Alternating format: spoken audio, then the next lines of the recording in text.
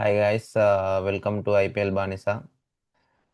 Before starting the video ఈరోజు ఒక important మనకంటే ఇంపార్టెంట్ అంటే పెద్ద sad sad thing happened last year at the same time April 22nd, Pahalgam attack.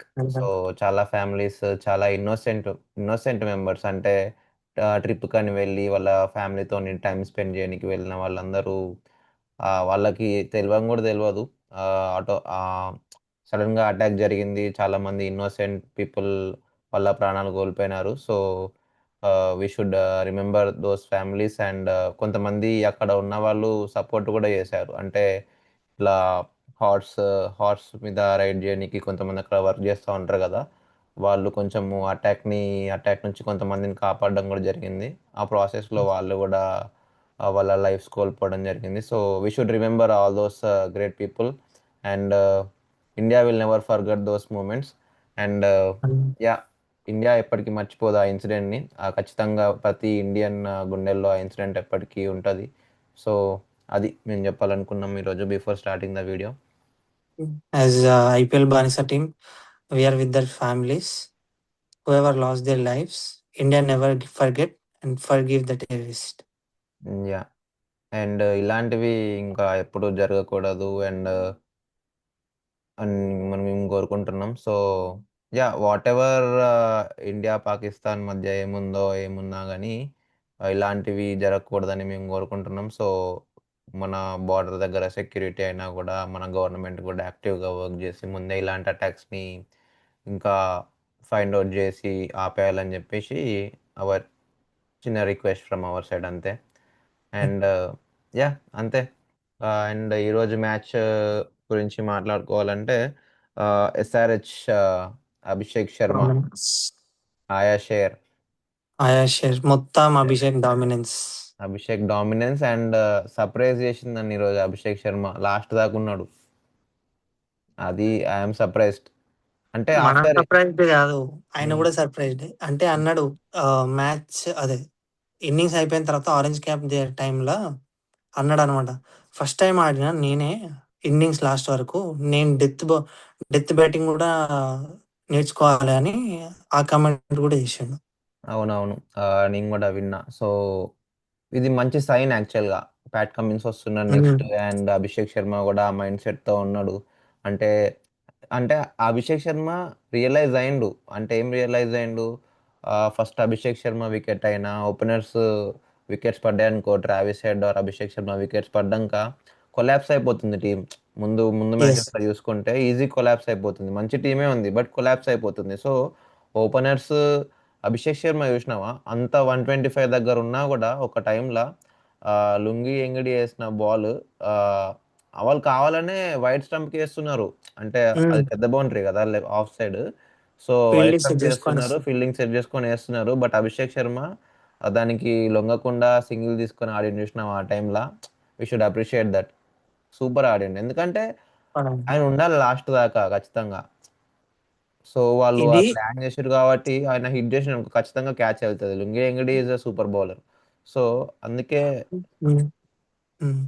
నువ్వు previous matches లో చూడు, వీళ్ళు ఇప్పటి వరకు ఆడిన ఇన్నింగ్స్ ఒకటి, ట్రావిస్ షేక్ వాళ్ళిద్దరు పార్ట్నర్షిప్ ఒకటి ఒకటి, ఈ మ్యాచ్ ఇంకోటి, ప్రతి బాల్ గాలి లేపలేదు.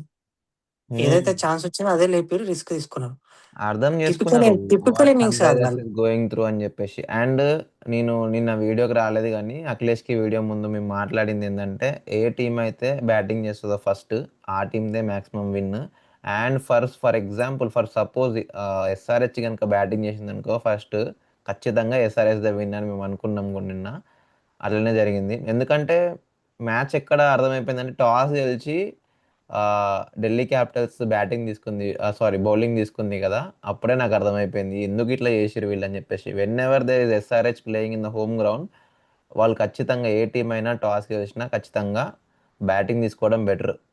సో ఎందుకంటే హిస్టరీ చూసుకుంటే, అంటే మనం స్టాటిస్టిక్స్ చూసుకుంటే ఎస్ఆర్హెచ్ చేజింగ్లో కొంచెం చాలా స్ట్రగుల్ అవుతుంది. అది ఎందుకో తెలియదు కానీ చాలా స్ట్రగుల్ అవుతుంది టీము చేజింగ్ అండ్ అప్పుడు. So yeah. చేజింగ్ అప్పుడు చాలా తక్కువ స్ట్రగుల్ అయింది. నేనైతే ఒక మ్యాచ్ ఖచ్చితంగా వీళ్ళు చేంజ్ చేస్తారు అదే గ్రౌండ్ లో అనుకుంటున్నా.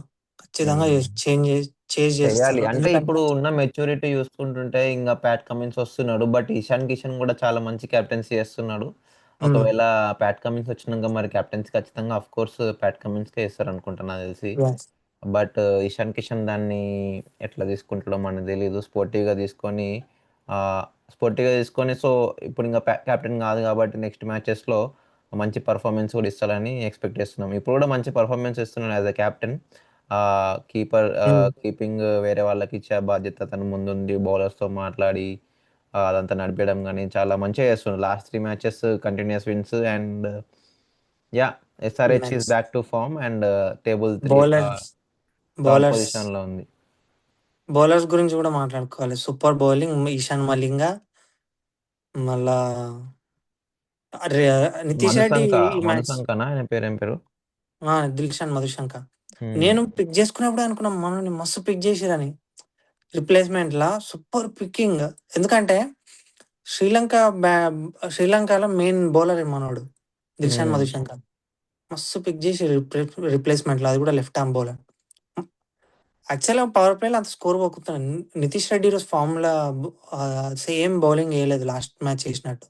హ్మ్. హ్మ్. మనోడొక్కడే హైయెస్ట్ రన్స్ నితీష్ ఇచ్చిండు. రెడ్డి ఇంకా ప్రఫుల్ హింగేని కూర్చోబెట్టి కూడా మంచి పని చేసాడు. అంటే ఒక గేమ్ అట్లా బ్రేక్ ఇస్తే మనోనికి మొన్న జరిగిన అటాక్‌కి కొంచెం బ్రేక్ ఇస్తే మంచి మళ్ళీ ఫామ్‌లోకి వస్తాడు. Hmm. But we need to speak about Saqib Hussain. ఎంత మంచి ఓహ్! Bowler wow! అసలు. ఏమన్నా బౌలింగ్ చేస్తుండా? చాలా అంటే చాలా నెక్స్ట్ మంచిగా చేస్తుండు బౌలింగ్. ఎస్ఆర్‌హెచ్ అతన్ని అట్లనే కంటిన్యూ చేసి వీళ్ళు వరుణ, రణన బౌలింగ్ కోచ్ మంచిగుంది. హ్మ్. సో, మంచి డెసిషన్ ఈరోజు తీసుకున్నారు మనోళ్ళు. మంచి అదే. మెచ్యూర్డ్ గేమ్ ఆడుతున్నది ఎస్ఆర్‌హెచ్ అని చెప్పొచ్చు. సో, ఈ రేంజ్‌లో కంటిన్యూ చేస్తే SRH can be top. Yeah! Abhishek Sharma భాయ్. అసలు లుంగీ ఎంగిడి అభిషేక్ శర్మకి ఎట్లా ఆడతాడో అభిషేక్ శర్మకి ఎట్లా ఏస్తాడు, అభిషేక్ శర్మ ఎట్లా ఆడతాడో అనుకున్నా. సింగిల్స్ ఆ! తీసుకుంటుండు. అండ్ అదే ఎయాలే మంచిగా మరి. మంచిగా ఒక బాల్ ఫుల్ డాన్స్ డౌన్ చేస్తుంటే బాల్ ఏస్తాడు లుంగీ ఎంగిడి కొట్టడని చెప్పి. మంచిగా టైమ్ చేస్తాడు ball. Oh! Straight over the bowler 6 ఎళ్ళిపోతది. అండ్ మస్తుంటది. ఇంకొక మిస్టేక్ డీసీ చేసిందేందంటే, మంచి స్పిన్నర్స్ అక్షర్ పటేల్ ఇంకా ఒక్క నిమిషం నేను ఈరోజు క్లారిటీగా చూసి చెప్తా. మళ్ళీ మిస్టేక్ చెప్తానేమో అనుకుంటున్నా. నా గెస్ ప్రకారం అయితే అక్షర్ పటేల్ ఇంకా కుల్దీప్ యాదవ్ 2 ఓవర్సే ఏసిర్రు ఈరోజు. యాహ్! అదే వాళ్ళది మిస్టేక్. అది మిస్టేక్. ఎందుకంటే వాళ్ళు వరల్డ్ క్లాస్ బౌలర్స్ ఇండియాకి ఆడిర్రు. ఆ! అండ్ వాళ్ళ మీద ఇప్పుడు వాళ్ళకి ఆ! నమ్మకం లేదన్నట్టే ఇస్తుండు. నమ్మకం లేదన్నట్టు అండ్ నితీష్ రాణాకి ఇచ్చిర్రు. అదే సర్ప్రైజింగ్. సెకండ్ ఓవర్‌లో అంతగనం కొట్టిర్రు. అయినా మళ్ళా థర్డ్ 4 ఓవర్స్ ఇచ్చిర్రు నితీష్ రాణాకి. అది సర్ప్రైజింగ్ 4 ఉంది. అవర్స్ ఇచ్చారు. అది సర్ప్రైజింగ్ ప్లస్ మళ్ళీ వీళ్ళు 2 ఓవర్స్ ఏయడం సర్ప్రైజింగ్. ఓకే. వీళ్ళు రన్స్ ఇవ్వచ్చు. బట్ వీళ్ళు ఎందుకంటే వరల్డ్ క్లాస్ బౌలర్స్ కాబట్టి కమ్‌బ్యాక్ ఇవ్వచ్చు. అంటే నెక్స్ట్ ఓవర్స్‌లలో హ్మ్. కొట్టలేరు వాళ్ళ బౌలింగ్‌లో. అసలు అక్షర్ పటేల్ ఎందుకు ఆడిండో అర్థం కాలే. ఎందుకంటే ఒక వికెట్ మనోడు తీసుకుండు. సెకండ్ ఓవరు హెడ్ హ్మ్. వికెట్ తీసుకున్న తర్వాత బౌలింగ్ ఎయలేదు. అదే గదా! ఓకే. నితీష్ అభిషేక్ రాణా శర్మ చాలా ఓకే. ఎక్స్‌పెన్సివ్ వెళ్ళిపోయిండు ఈరోజు. కుల్దీప్ 50 రన్స్ ఆఫ్‌కోర్స్ లీక్ చేసిండు. యాహ్! అదేదో ఇప్పుడు నితీష్ రాణాకి ఇచ్చి రిస్క్ చేస్తున్నారు గదా! అంటే ఇచ్చి కొట్టినా కొట్టొచ్చు అన్న రిస్క్‌లో ఉన్నప్పుడు అదేదో వీళ్ళే ఏసి వీళ్ళ బౌలింగ్‌లోనే రన్స్ హ్మ్. ఇవ్వచ్చు గదా! ఎందుకంటే వీళ్ళ బౌలింగ్‌లో అట్లా రిస్క్ చేసి ఇస్తే వీళ్ళ బౌలింగ్‌లో వికెట్ పడే ఛాన్స్ గూడా ఉంటది. ఆ! ఏందో మరి నాకు డీసీ ఈరోజు వాళ్ళ డెసిషన్స్ నాకు అర్థం కాలే. ఫస్ట్ టాస్ నుంచే అర్థం కాలే వాళ్ళ డెసిషన్స్.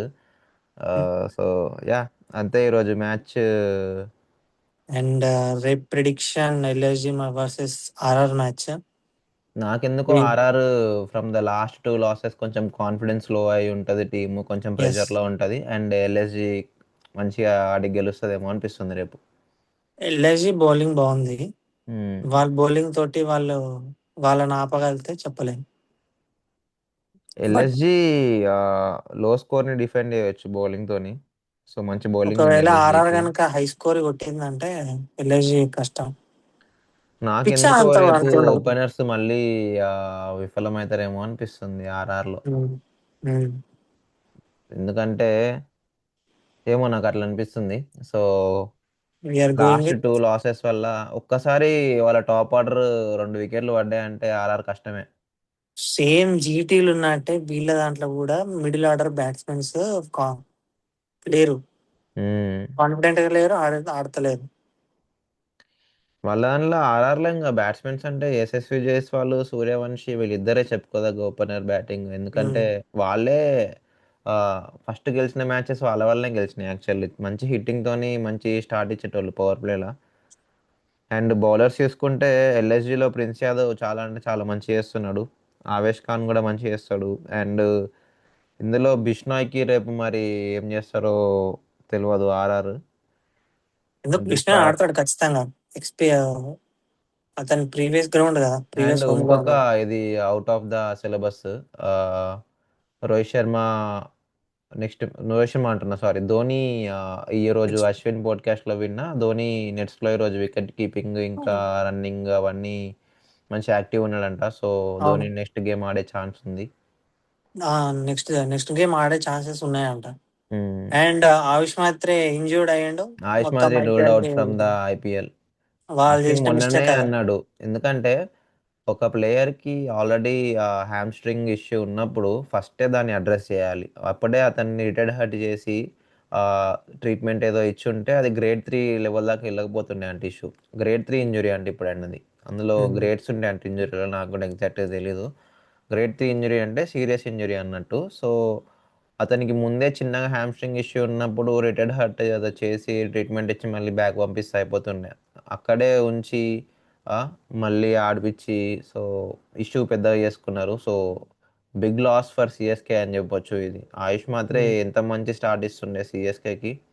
సో మరి ఇప్పుడు అది ఎట్లా ఫుల్ఫిల్ చేస్తుంది సిఎస్కే ఆ బ్లాంక్ అనేది క్వశ్చన్ మార్క్.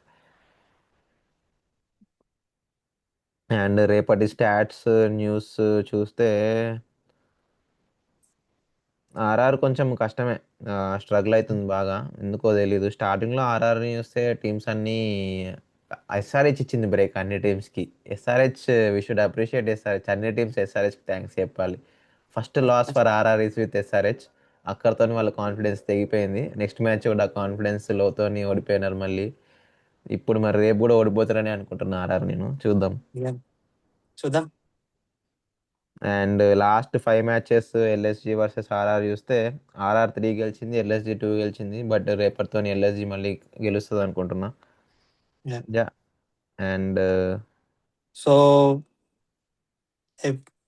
ఎవరు గెలుస్తారు అనుకుంటున్నావు? అంతే ఇంకా LSG. LIC. LSG. So say no to betting guys. మేము అనాలిసిస్ చేసి మా వాళ్ళ టీమ్ ప్రెజర్స్, టీమ్ కాంబినేషన్స్ ఇవి చూసే చెప్తున్నాము. ఏదో మీకు మేము చెప్తున్నాం కానీ బెట్టింగ్ ఇట్లా వేయకండి. ఓకే. జస్ట్ ఇదొక మా సాటిస్ఫాక్షన్ కోసం. ఎందుకంటే అనాలిసిస్ చేసి ఇట్లా చేస్తున్నాం కాబట్టి ప్రొడిక్షన్ ఏది గెలుస్తుందో చెప్పడం అనేది ఆబ్వియస్ థింగ్. సో దాని ఉద్దేశం వీఆర్ మీరు నాట్ బెట్టింగ్ వేయడం ఎక్స్పర్ట్స్. అని కాదు. Yeah. We are not experts. We are cricket fans అంతే. బట్ ఆల్దో అట్లా అయినా కూడా మంచి మంచి పర్సంటేజ్ ఉంది మన ప్రొడిక్షన్స్కి. ఎంత, ఎన్ని? 75 or 80% 26 మ్యాచెస్లో ఎప్పుడైతే మనం ప్రిడిక్షన్ స్టార్ట్ చేసినామో 21 కరెక్ట్ అయినాయి. సో మంచి మంచి పర్సంటేజ్ ఉంది. సో యా, రేపు కూడా కరెక్ట్ అవుతుంది అనుకుంటున్నాం. ఎల్ఎస్జి గెలుస్తుంది అనుకుంటున్నాం. చూద్దాం. Yeah. Thank you guys and stay safe. Yeah, అంతే ఇంకా.